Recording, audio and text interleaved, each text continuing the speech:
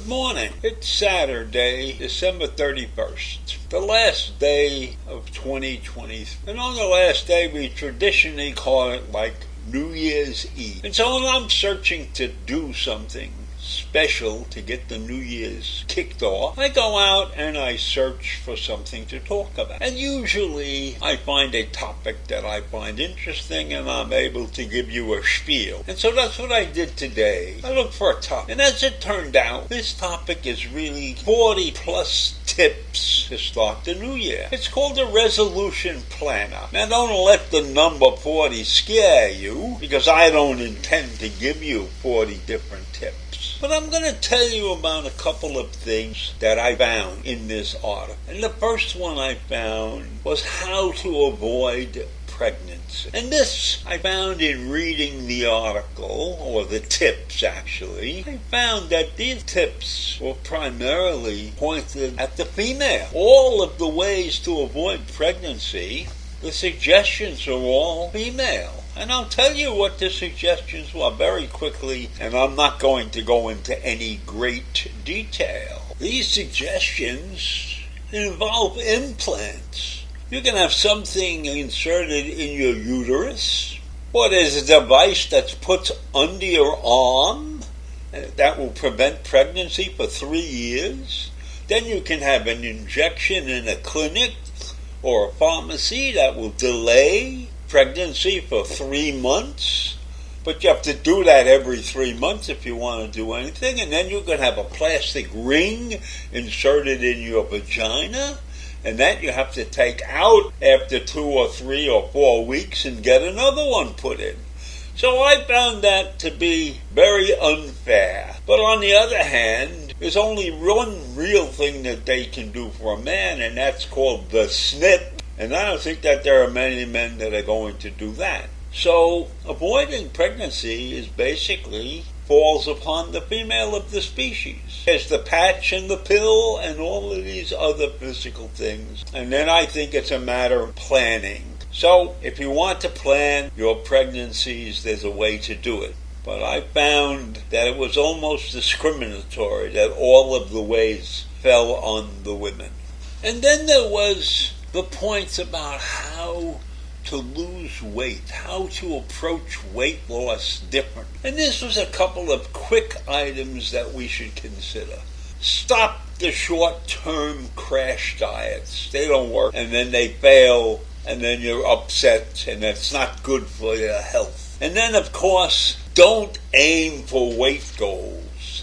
Aim instead for behavioral goals, because putting on weight is also associated with your mental acuity, with the ability to control your eating habits. So your behavioral goals are very important. And then, of course, don't try to overhaul your behavior in one shot. Take small steps and let those small changes snowball, right? And then the final thing they said was that studies show that small weight losses can bring big health benefits. And that's very true. If you can control your weight, you will avoid many things. And obesity is one of the things you will avoid. And then there's the problem that many of us have called procrastination. And they said in order to avoid procrastination, identify the small goal. Because if you can get something done